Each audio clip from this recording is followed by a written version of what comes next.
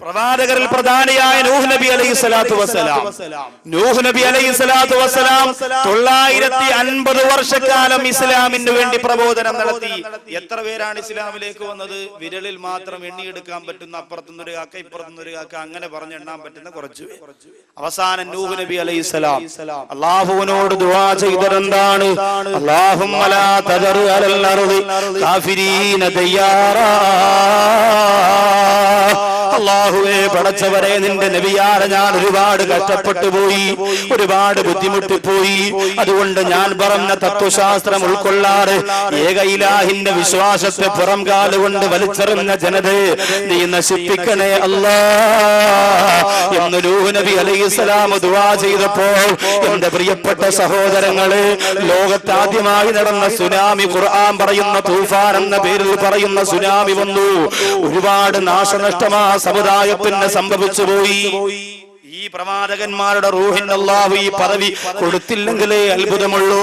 യൂസുഫ് നബി അലൈഹിസ്സലാം, യഅ്കൂബ് നബി അലൈഹിസ്സലാം, അയ്യൂബ് നബി അലൈഹിസ്സലാം, അങ്ങനെ തുടങ്ങി ഓരോ പ്രവാചകന്മാരും ഇദാ ഖറജത്തു അൻ അജ്സാദിഹാ, അവരുടെ ശരീരത്തിൽ നിന്ന് അവരുടെ റൂഹങ്ങ് പുറത്തു വന്നു പോയാ അത് സ്വർഗത്തിലേക്ക് അല്ലാഹു കൊണ്ടുപോകുന്നതാണ്.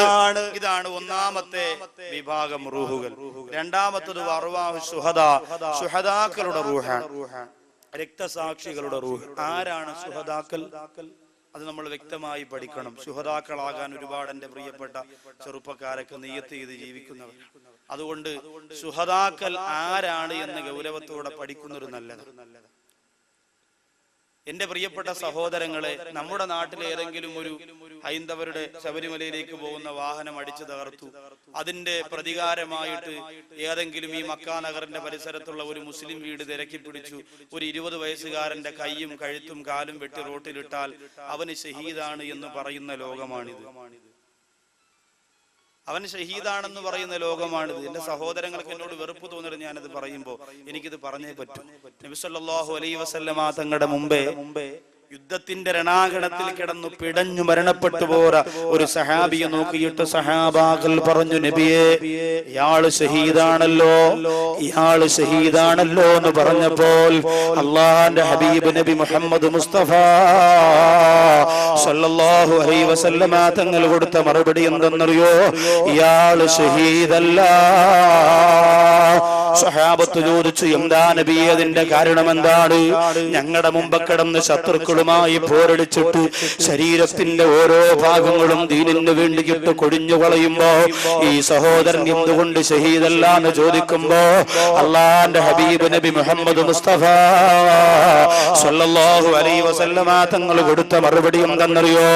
ഈ സഹോദരൻ തന്റെ കൂട്ടുകാരനായ സഹാബിയുടെ ശരീരത്തിൽ നിന്ന് അവന്റെ പൊരുത്തമില്ലാതെ, അവന്റെ അനുവാദമില്ലാതെ പുതപ്പ് വലിച്ചൂരിയെടുത്തവനാ. ആ പുതപ്പിന്റെ പേരിൽ തന്റെ കൂട്ടുകാരനെ വഞ്ചിച്ചതുകൊണ്ട്, ആ പുതപ്പിന്റെ പേരിൽ തന്റെ കൂട്ടുകാരനെ ചതിച്ചതുകൊണ്ട്, അവന്റെ അനുവാദമില്ലാതെ പുതപ്പെടുത്തതുകൊണ്ട് ഇവനിന് ഏതു തരത്തിൽ ഇസ്ലാമിന് വേണ്ടി ജിഹാദ് വിളിച്ചാലും ഇവന് ഷഹീദിന്റെ കൂലിയില്ല. പലിശക്കാരന്റെ പണം കയ്യിൽ വാങ്ങിയിട്ട് കുടുംബം പോറ്റുന്ന ചെറുപ്പക്കാരാ, 500 രൂപയുടെ പാന്റ് കടയിൽ പോയിട്ട് 400 രൂപ പറഞ്ഞിട്ട് 100 രൂപ പൊരുത്തപ്പെട്ടോളാൻ പറഞ്ഞ് അതും വാങ്ങി ഇറങ്ങി ഓടുന്ന ചെറുപ്പക്കാരാ, നീയാണോ ഷഹീദാകുന്നത് മോനെ?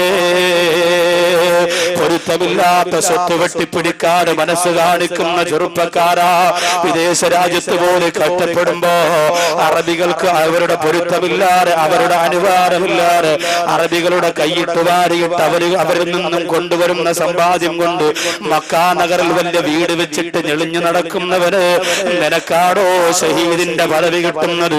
അല്ല മോനെ.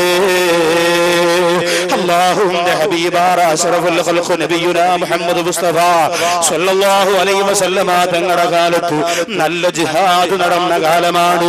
ആ ജിഹാദിന്റെ പടകത്തുടിയുമാറി പുറപ്പെടുന്ന സഹാബത്തിനെ വിളിച്ചിരുത്തിയിട്ട് അല്ലാഹുവിന്റെ റസൂൽ കൊടുത്ത ഉപദേശം എന്തെന്നറിയോ? എന്താ കൊടുത്തത്? നിങ്ങളിൽ ആരെങ്കിലും അയൽവാസികളെ ഉപദ്രവിച്ചവരായി, അയൽവാസികളെ ബുദ്ധിമുട്ടിച്ചവരായിട്ട് ഇവിടെയുണ്ട് എങ്കിൽ നിങ്ങൾ ആരും തന്നെ ആ ഷഹീദാകാൻ വേണ്ടി കൊതിച്ചുകൊണ്ട്, ആഗ്രഹിച്ചുകൊണ്ട്, ആർത്തിയോടെ, ആവേശത്തോടെ ജിഹാദിന് വേണ്ടി വരണ്ട. അയൽവാസികളെ ഉപദ്രവിച്ചവൻ ഷഹീദായാൽ അവൻ അല്ലാഹു ഷഹീദിന്റെ കൂലി കൊടുക്കുകയില്ല. നബി മുഹമ്മദ് മുസ്തഫ. അയൽവാസികളുടെ കല്യാണം മുടക്കി നമ്മൾ വലിയ ജിഹാദിന്റെ ആളാ. അയൽവാസിയുടെ കല്യാണം മുടക്കി, അയൽവാസിയുടെ കച്ചവടത്തിന് പാര വെച്ചു. അതുപോലെ റിയൽ എസ്റ്റേറ്റ് ബിസിനസ് എന്ന് പറഞ്ഞുകൊണ്ട് ഒരാൾക്ക് മുകളിൽ പാര വെച്ചു നടന്നു. അവന്റെ കച്ചവടം പൊളിച്ചു, ഇവന്റെ കച്ചവടം പൊളിച്ചു. അങ്ങനെ നടന്നിട്ട് ഷഹീദിന്റെ ആഗ്രഹത്തിന് വേണ്ടി കൊതിക്കുന്ന എന്റെ പ്രിയപ്പെട്ട സഹോദര ഉബൈദത്ത് റളിയല്ലാഹു തആല അൻഹു യുദ്ധത്തിന്റെ രണാകടത്തിൽ ശരീരത്തിന്റെ ഓരോ ഭാഗങ്ങൾ വെട്ടിയെറിയപ്പെട്ടപ്പോ സുഗന്ധേ ഉബൈദത്തെ എടുത്തത് അമ്മ സുരിന്ത് വരും വഴി തൊഴുകൈതമ്മ നികരേറ്റവർ യാസി ഹബീബുല്ലാഹേ നേസ തിരുമുമ്പിൽ കിടത്തിക്കൊണ്ടേ.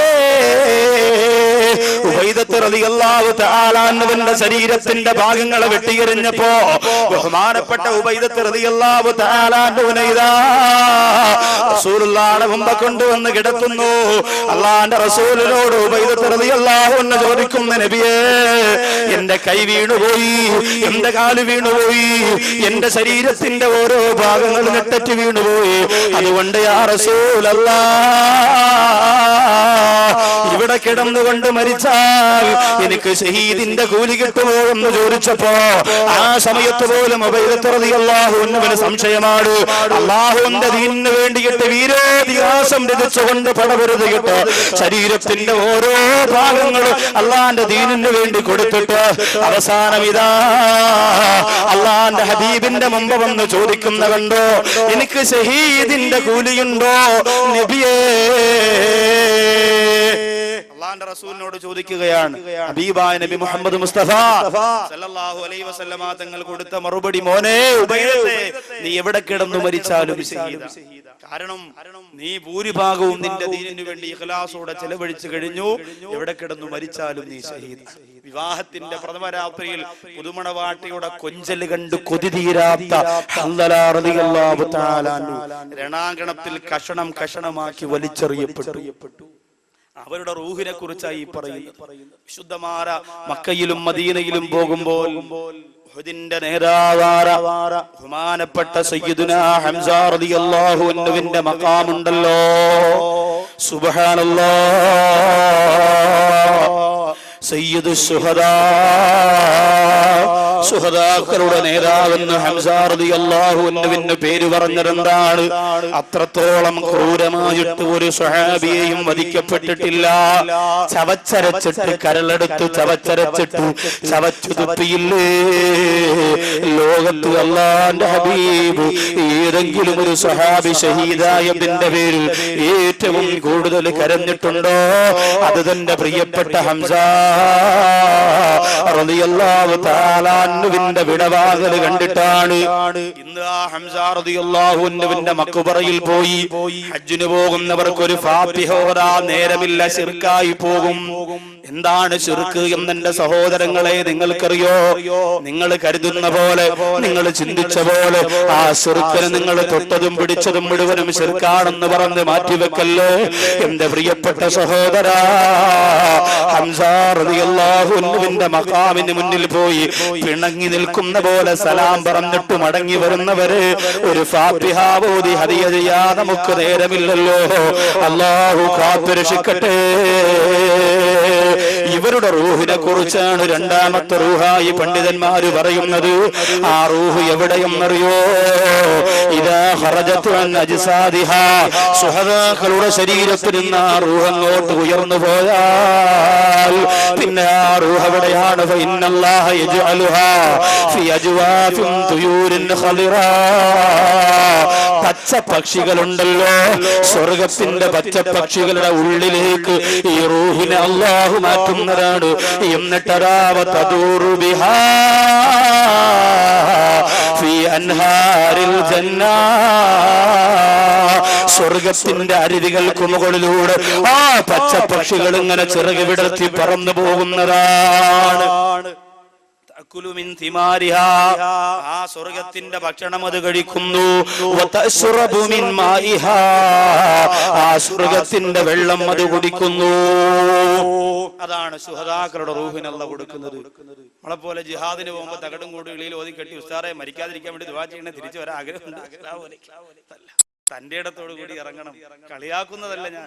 നമ്മള് പ്രവർത്തന മേഖലയിലേക്ക് ഇറങ്ങിയാൽ മാറ്റേണ്ടത് മുഴുവനും മാറ്റി. അയൽവാസിയെ വേദനിപ്പിച്ചവന് ഷഹീദിന്റെ കൂലി കിട്ടൂല എന്ന് നബി തങ്ങൾ പറഞ്ഞെങ്കിൽ, ഷഹീദ് എന്ന് പറഞ്ഞാൽ ആരുടെയെങ്കിലും കത്തിക്കുത്ത് കണ്ട് ചന്തയിൽ മലന്നു കിടക്കുമ്പോൾ പിന്നെ സത്യാഗ്രഹം ഉണ്ടാക്കാനും അത് രക്തസാക്ഷി മണ്ഡപം കിട്ടാനും ഉള്ളതല്ല എന്റെ പ്രിയപ്പെട്ടവരെ.